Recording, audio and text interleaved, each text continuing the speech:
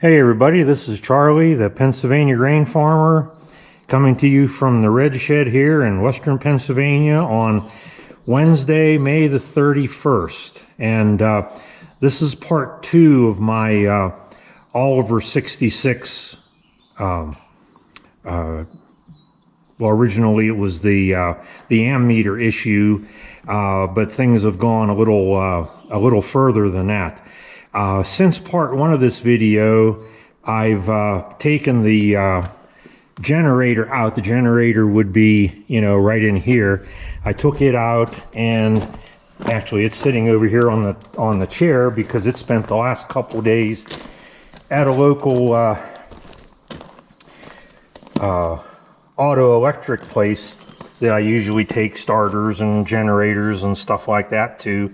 And they did some work on it. As you can see, maybe they stamped 5/31/23 here so that in the future we'll know when it was worked on. But what they found out when they looked at this radiator, when they looked at this generator, was that it still was a 6-volt generator. The tractor was originally set up as 6-volt whenever I got it, but this was not the generator that was in it. My friend Joe put this generator in, and I don't know if maybe he didn't realize that it wasn't a 12-volt generator, that it was just a 6-volt. But they say that at the auto electric place that might have been part of the problem. Plus there were some definite problems with the voltage regulator.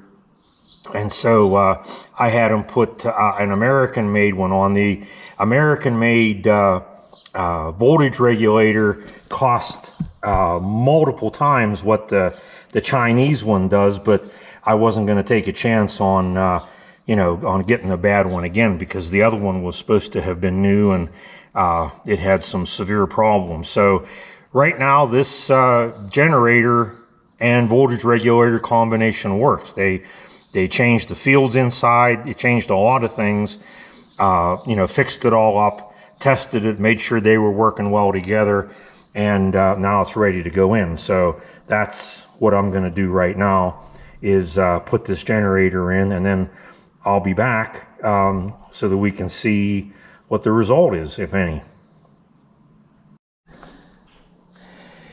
All right, the generator is back in. That just took a few minutes. Wasn't too difficult to do. So I did that. I hooked the battery cable back up. So now let's get on this tractor and we'll see what happens. I haven't tested it yet, so I'm gonna find this out just as you are.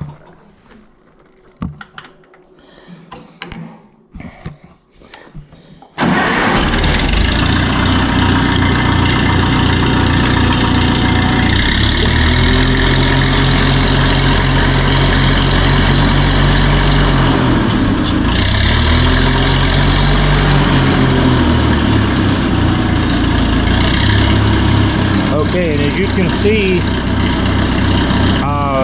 the ammeter is not moving. I'm going to turn the key so that the lights come on, and that should have made that ammeter go down at least a little bit temporarily, but it didn't do that either. So I'm going to shut it off. So I don't know what's going on with this thing now. The ammeter is brand new. The generator was just fixed, and the voltage regulator, and they made sure that they worked well together, because they did that this morning before I picked it up.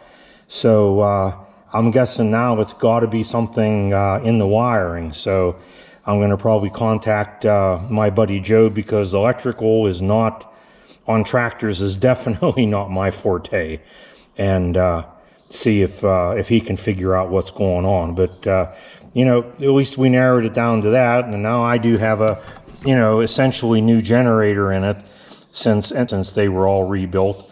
And well, we'll just go from here. So stay tuned for part 3, which will be the final update once we get it fixed. So I hope you enjoyed the video. It was just a short one today, and if you did, I hope that you'll hit the like button and consider subscribing. And if you have subscribed already, I appreciate that very much. And I hope that you'll leave me a comment or ask me a question. I do try to get to every one of them if I possibly can. So for now, this is Charlie, the Pennsylvania grain farmer, saying, see you next time. All right, well, it's about an hour after I ended that last video, and I thought, well, you know what, I'm going to take this out for this 66 out for a ride and see what happens.